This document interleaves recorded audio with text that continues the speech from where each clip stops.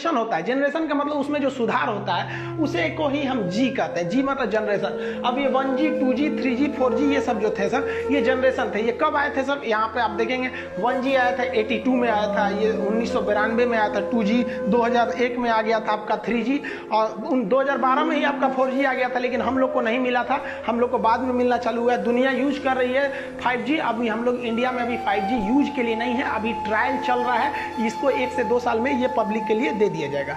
अब इसमें मेन अंतर क्या होते हैं समझिए ध्यान से। 1G जो मोबाइल था उसकी स्पीड बहुत कम थी, लगभग 24 KB का था। सोचिए, एक इमेज अच्छा से नहीं भेज पाएंगे वहां पे। और इसकी मोबाइल जो थी वो उसमें एक एंटीना निकला रहता था बहुत बड़ा साइज का। और इसकी सबसे बड़ी खराबी क्या थी? स्पीड कम था और इससे आप मैसेज नहीं कर सकते हैं, केवल कॉल करेंगे। अतः हम ये कह सकते हैं कि जो 1G टेक्नोलॉजी था वो डिजिटल कुछ लिख नहीं सकता था, ये केवल एनालॉग सिग्नल भेजता था और कॉल कर सकता था।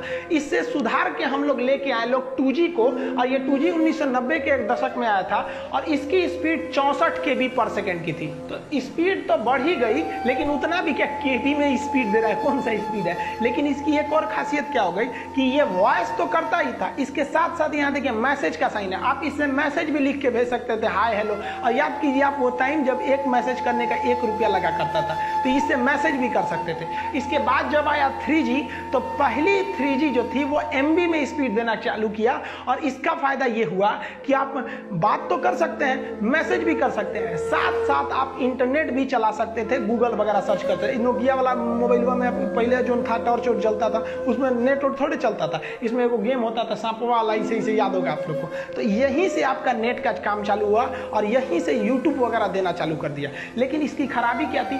3G जो था उसमें यूट्यूब चलता था ना, बड़ी बफरिंग करता था, देखते होंगे एक तो गोल गोल घूमते रहता था, जिस वजह से इसमें 3.5 लाया गया, 3.7 लाया गया। तो मतलब इसी से थोड़ा थोड़ा और सुधारा गया ताकि उसमें बफरिंग कम हो सके। 3G में ये सब मोबाइल वगैरह आने लगे सब, जिसको आप मल्टीमीडिया मोबाइल कहते थे, 3G के उसमें आ गए। अब उसके बाद जब मेन लॉन्च हुआ 2009-10 के पास आपका 4G का जो मेन प्रोटोकॉल चालू हुआ, तब इसमें क्या हुआ, 100 Mbps का स्पीड आपको मिलना चालू हो गया, और यहीं से आप वीडियो कॉलिंग चालू किए थे। इधर आपका वीडियो कॉलिंग, आपका जो वो मल्टीमीडिया मोबाइल था उसमें वीडियो कॉलिंग नहीं किए होंगे, तो ये फैसिलिटी दे दिया 4G आपको वीडियो कॉलिंग का। आज जितना भी मोबाइल वगैरह देख रहे हैं लोग वो 4G है, कई तो 5G भी मोबाइलें आ गई हैं, हालांकि 5G बहुत जल्दी हम लोग को सर्विस मिलेगा। अब आने वाला है 5G इंडिया में बहुत जल्दी। इसकी खासियत क्या होगी, ये सेम 4G की तरह होगा, लेकिन उससे स्पीड ज़्यादा होगा और एडवांस ज़्यादा होगा।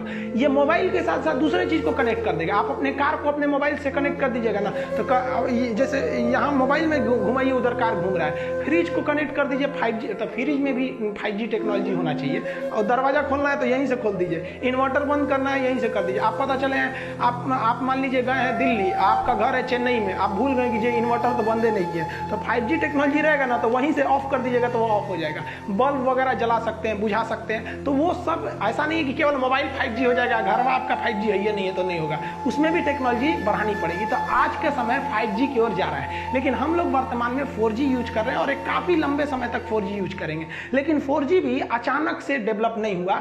4G की जितनी रिक्वायरमेंट थी उतना कोई भी कंपनी पूरी नहीं कर पा रही थी, इसीलिए गवर्नमेंट ने कहा कि देखिए आप 4G ले लीजिए, लेकिन इसमें सुधार करते रहिए, लॉन्ग टाइम तक आपको सुधार करना पड़ेगा। तो उसी को कहा गया लॉन्ग टर्म इवोल्यूशन, यानी उसमें सुधार। तो लॉन्ग टर्म इवोल्यूशन को आप LTE करते हैं। तो जब 4G टेक्नोलॉजी में धीरे धीरे सुधार की क्रिया होती है तो उसी को हम लोग कहते हैं LTE। अब ये 4G दो अलग अलग चीज का यूज कर रही थी। इंटरनेट चलाने के लिए डाटा भेज रही थी, वो ऑप्टिकल फाइबर के थ्रू भेज रही थी बहुत तेज स्पीड में, और जो वॉइस था ना बात करने के लिए, उसके लिए वो रेडियो फ्रीक्वेंसी का यूज करती थी RF। रेडियो फ्रीक्वेंसी में डिस्टरबेंस बड़ी ज्यादा होता है। तो 4G जब लाया गया तो LTE लाया गया क्योंकि इसमें सुधार की जरूरत थी।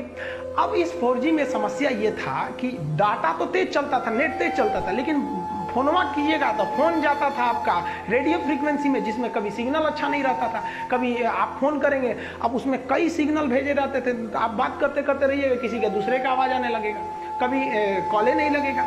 तो वॉइस की बड़ी समस्या रहती थी। तो कंपनियों ने सोचा कि भाई आप जियो भी लिए होंगे ना शुरुआत में, तो 6 बार फोन कीजिएगा तो 1 बार लगता था। शुरुआत में जब जियो आया था तो लगता ही नहीं था फोन। रीजन क्या था कि 4G का डाटा स्पीड तो ठीक था, लेकिन जो वॉइस भेजता था ना वो क्या करता था, वो रेडियो फ्रीक्वेंसी में भेज देता था। तो रिलायंस ने क्या किया, उसने कहा कि एक काम करते हैं, हम जो डाटा भेज रहे हैं एक काम करते हैं उसी के साथ साथ हम वॉइस को भेज देते हैं, तो दोनों का स्पीड तेज हो जाएगा। तो उसने इस LT में वॉइस भी जोड़ दिया, तो उसी को कहा गया वॉइस ओवर LT। तो LT का तो पहले पता है, बस उसमें वॉइस ओवर जोड़ देंगे तो वोल्टी हो गया। तो रिलायंस जब लाया था शुरुआत में जियो को तो LT लाया था, तो बड़ी उसकी कॉलिंग की समस्या थी। तब क्या किया, 1 साल बाद उसने वोल्टी ला दिया। अब इसमें कॉलिंग समस्या नहीं।